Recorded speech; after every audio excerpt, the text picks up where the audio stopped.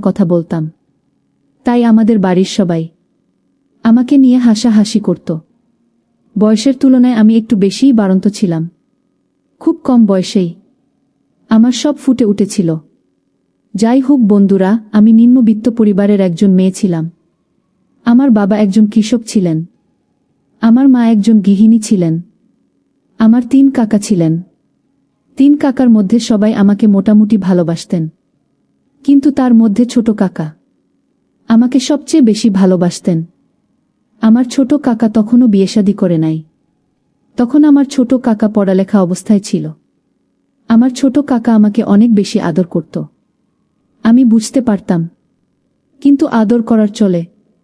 আমার ছোট কাকা ছোটবেলা থেকেই মাঝে মধ্যে আমার সাথে অদ্ভুতভাবে আচরণ করত। আমার বয়স তখন কম ছিল, তখন আমি খুব একটা বেশি বুঝতে পারি নাই। কিন্তু যখন আমি বড় হতে লাগলাম, আমার বয়স বাড়তে লাগল, তখন আমি কাকার এই আচরণের মর্ম আস্তে আস্তে অনুভব করতে শুরু করলাম। একদিন কাকা অনেক দূরে মেলায় গিয়েছিল। মেলা থেকে আসার সময় আমার জন্য অনেকগুলো খেলনা নিয়ে এসেছিল, কারণ কাকা জানত আমি মেলার খেলনাকে অনেক বেশি ভালোবাসি। কাকা মেলা থেকে খেলনার পাশাপাশি অনেক মজার মজার খাবার এবং মিষ্টি নিয়ে এসেছিল। কাকা মেলা থেকে এসব কিছু নিয়ে এসে আমাকে ডাকাডাকি করতে শুরু করল। আমাকে খুঁজতে শুরু করল। আমাকে খুঁজে যখন কোথাও পাচ্ছিল না, আমি পাশের বাড়িতে আমার বান্ধবীদের সাথে ঘোরাঘুরি করতে চলে গিয়েছিলাম। তারপর কাকা আমার আম্মুকে বলল, ভাবি, ও ভাবি, নোভা কোথায়? নোভা মাম্মির জন্য আমি অনেকগুলো খেলনা এবং খাবার নিয়ে এসেছি মেলা থেকে। তাড়াতাড়ি তাকে দেখে আমার কাছে পাঠাও। মেলা থেকে তার জন্য কিছু গহনাও এনেছি। আমি নিজ হাতে তাকে পরিয়ে দেব। তাড়াতাড়ি ভাবি ওকে আমার কাছে ডেকে পাঠাও তো।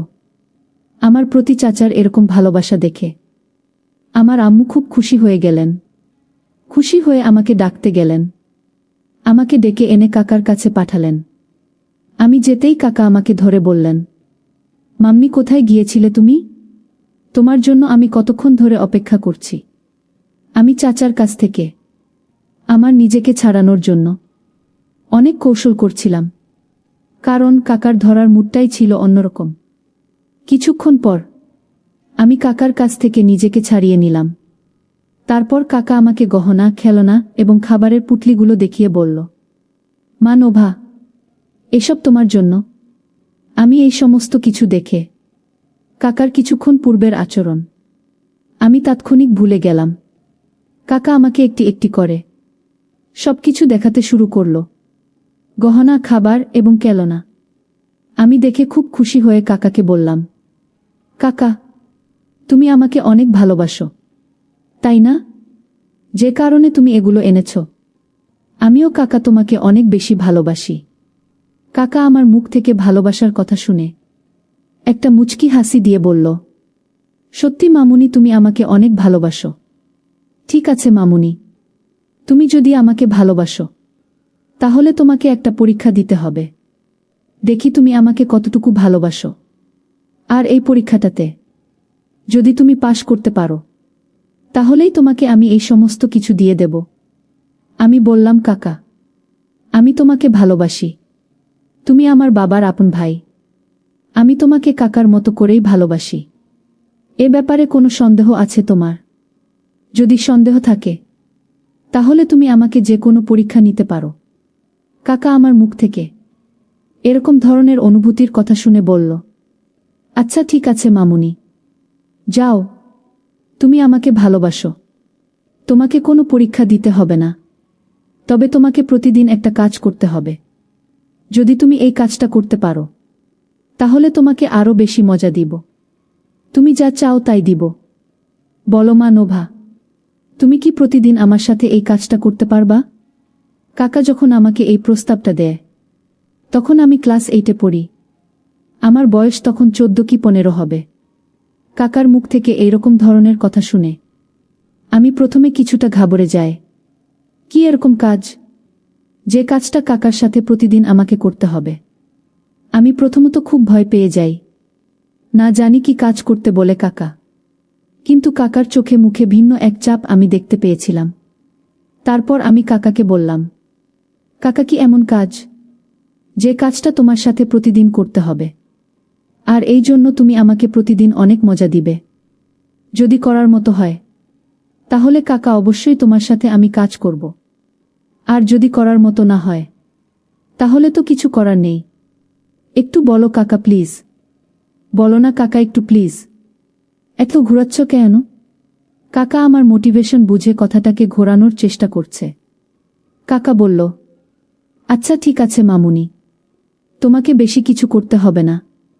তুমি প্রতিদিন রাতে 8টা থেকে 9টা পর্যন্ত আমার কাছে এসে পড়তে হবে।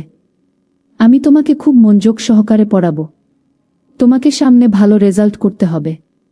কাকা আমাকে পড়াবে। কথাটা শুনে আমার কাছে খুব ভালো লাগলো। এর আগে কাকাকে অনেকবার বলেও আমাকে পড়াতে রাজি করাতে পারি নাই।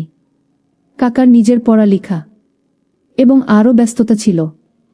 আজকে কাকা নিজেই বলছে সে আমাকে পড়াবে। সেটা আমার কাছে খুব আনন্দের মনে হয়েছিল। কিন্তু এই আনন্দের বিশ্বাসটা যে আমার জীবনে কাল হয়ে দাঁড়াবে, তা আমি কখনো কল্পনাও করতে পারি নাই। আমার জীবনের সর্বনাশ ডেকে আনবে, আমি কখনো ভাবতেই পারি নাই। আমি বললাম, আচ্ছা ঠিক আছে কাকা, আমি কাল থেকে প্রতিদিন রাত্রে 8টা থেকে 9টা পর্যন্ত তোমার কাছে পড়তে আসব। এই বলে আমি কাকার কাছ থেকে খেলনা সামগ্রী, গহনা এবং মিষ্টি নিয়ে চলে আসলাম। এসে আমার আম্মুকে বললাম, আম্মু, কাল থেকে কাকা আমাকে রাত্রে 8টা থেকে 9টা পর্যন্ত পড়াবে। কাকা আমাকে পড়াবে শুনে আম্মু খুব খুশি হল। পরের দিন রাত্রে 8টা বাজে চলে গেলাম কাকার রুমে পড়তে। কাকা আমাকে পড়তে এসেছি দেখে অনেক খুশি হয়েছি। কাকা আমাকে একটি অঙ্ক বুঝিয়ে দিল। আমি সে অঙ্কটি আবার পুনরায় করার চেষ্টা করছিলাম। আমার মনোযোগ ছিল অঙ্কের প্রতি, পক্ষান্তরে কাকার মনোযোগ ছিল আমার প্রতি। হঠাৎ করে আমি আর চোখে চেয়ে দেখলাম কাকা আমার দিকে খারাপ নজরে চেয়ে রয়েছে, খুব বাজে দৃষ্টি দিচ্ছে। আমি কাকার দিকে চাইতেই কাকা আমার এখান থেকে চোখ ফিরিয়ে নিত আর বলতো, তাড়াতাড়ি অঙ্ক কর, একটু পর তোকে ইংরেজি পড়াবো। এইভাবে কাকার এখানে আমি প্রতিদিন রাত্রে পড়তে যেতাম। মাঝে মধ্যে আমি যখন পড়া পারতাম না, তখন কাকা শাসন করার ছলে আমাকে খুব বাজেভাবে ছুঁইত। আমি কিছু বলতেও পারতাম না। একদিন আমি কাকাকে বললাম, কাকা, তুমি যদি আমাকে এভাবে মারো তাহলে আমি আর পড়তে আসব না। কাকা বলল, আরে বেটি, যদি তাকে কিছু শাসন না করি তাহলে কি তোর ভেতর থেকে পড়া বের হবে? আমি বললাম, কাকা তো ঠিকই বলেছে, যদি শাসন না করে তাহলে তো আমার পড়তে মন চাইবে না। কিন্তু আমি তখনও কাকার ভিতরে লুকিয়ে থাকা শয়তানটাকে চিনতে পারি নাই। একদিন কাকা আমাকে পড়াচ্ছিল, একদিকে পড়াচ্ছিল আর অন্যদিকে টেবিলের নিচ দিয়ে আমার নিম্নাংশে এলোমেলো করার চেষ্টা করছিল। আমি তখন লজ্জায় কিছু বলতে পারছিলাম না। আমি বারবার সরে যাওয়ার চেষ্টা করছিলাম, কিন্তু কোনোভাবেই পারছিলাম না। অবশেষে আমার মুড খারাপ দেখে কাকাই আমাকে ছেড়ে দিয়েছিল। পরের দিন কাকার কাছে পড়তে গেলে কাকা আমাকে বলল, মা তাসনিয়া, আজকে আমি তোমাকে পড়াবো না। আজকে আমার মন ভালো নেই। আজকে তোমাকে নিয়ে শুয়ে শুয়ে একটি বাংলা নাটক দেখব। বাংলা নাটক আমার কাছে এমনিতেই খুব প্রিয়। আমি খুব ভালো বাংলা নাটক দেখি, বিশেষ করে নিলয় আলমগীর এবং যে এই ছিমি নাটকগুলি আমি দেখি। এই দুটি জুটি আমার কাছে খুবই প্রিয়। আমি কাকাকে বললাম, কাকা, আমি জান্নাতুল সুমাইজা হিমি এবং নীলা আলমগীরের নাটক দেখব। কাকা বলল, আচ্ছা ঠিক আছে, তাহলে আমি আমার মোবাইলে হিমি এবং নিলয় আলমগীরের নাটক বের করছি। এই বলে কাকা হেডফোন লাগিয়ে আমার কানে একটি আর কাকার কানে একটি দিয়ে হিমি এবং নীলা আলমগীরের নাটক ছাড়ল।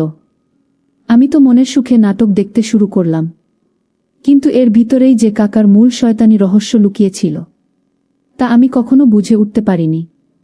হিমি এবং নীলা আলমগীরের নাটকের শেষে আরও একটি অদ্ভুত ধরনের ভিডিও কাকার মোবাইলে অটোমেটিকে চলতে শুরু করল। ভিডিওটি দেখে দেখে আমি বারবার কেঁপে উঠতে লাগলাম। জীবনের প্রথম এইরকম দৃশ্য দেখে আর চোখ ফেরাতে পারলাম না।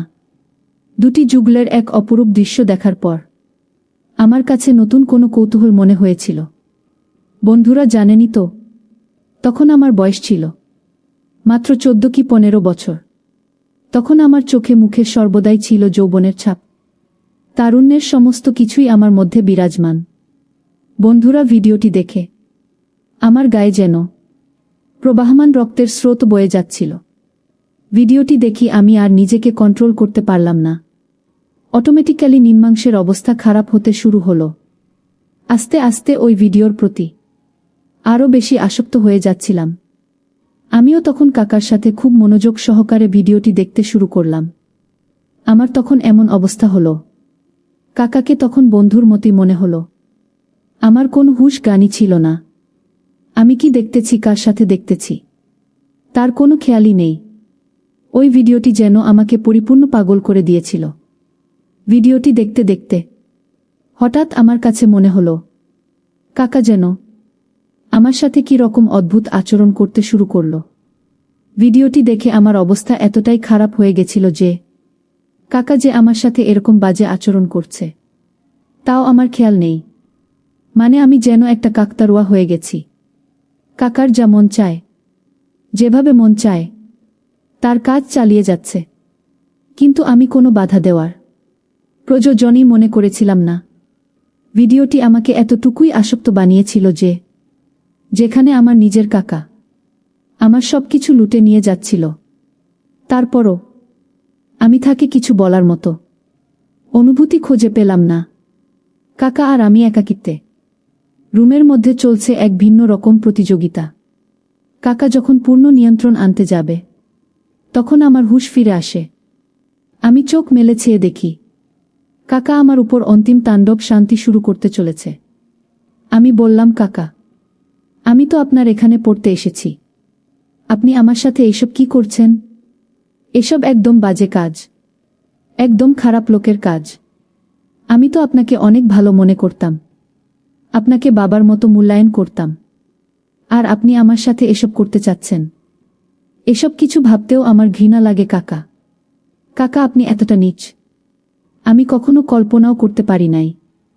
আমার কথাগুলো শুনে কাকা বলল, তাসনিয়া, আমি তোমাকে অনেক ভালোবাসি। তুমি আমার বড় ভাইজের মেয়ে বলেই আমি তোমাকে কিছু বলতে পারিনি। আমি যে তোমাকে কতটা ভালোবাসি তা তোমাকে বোঝাতে পারি না। তাসনিয়া, সত্যিকার অর্থে আমি তোমার জন্য পাগল। তোমার এই রূপ, তোমার এই সৌন্দর্য, তোমার এই চেহারা আমাকে পাগল করে তুলেছে। প্লিজ তাসনিয়া, আমি যা করছি আমাকে তা তুমি করতে দাও, আমাকে বাধা দিও না। আজকে যদি আমার কাজে তুমি বাধা দেও তাহলে আজকে আমি মরে যাব। প্লিজ তাসনিয়া, দয়া করে আজকে তুমি আমাকে বাধা দিও না। আমি বললাম, কাকা, আপনার যা মন চায় আপনি তা করেন। যা হয়েছে, যতটুকু হয়েছে তাই যথেষ্ট। আর না, আপনি যদি আর একটু সামনে আগানোর চেষ্টা করেন তাহলে এর পরিণাম খুব খারাপ হবে। আমি আমার কাকাকে এত কাকতি মিনতি করার পরেও কাকা আমার ইচ্ছার বিরুদ্ধে খালি বাসায় একা পেয়ে আমার জীবনে প্রথম অভিষেক ঘটিয়েছিল। জীবনে প্রথম আমি এই রকম পরিস্থিতিতে আমার হৃদয় রক্তকরণ হয়েছিল। তারপর থেকে বন্ধুরা, আমি আমার কাকার ধারে কাছেও আমি যাইনি। এখন আমি বিশ্ববিদ্যালয়ের একজন ছাত্রী, চাইলে এর প্রতিবাদ করতে পারি, কিন্তু না, আমি তা করব।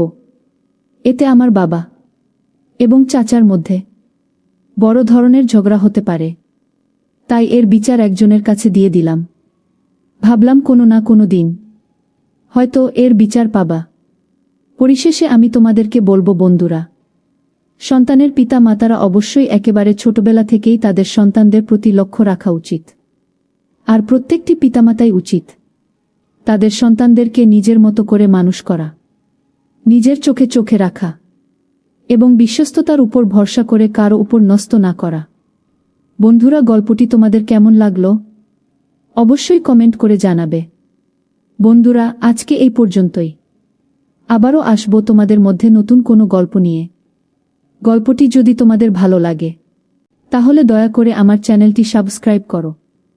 অবশেষে তোমাদের সকলের সুস্বাস্থ্য কামনা করি। ভিডিওটি দেখার জন্য তোমাদের সকলকে অসংখ্য ধন্যবাদ।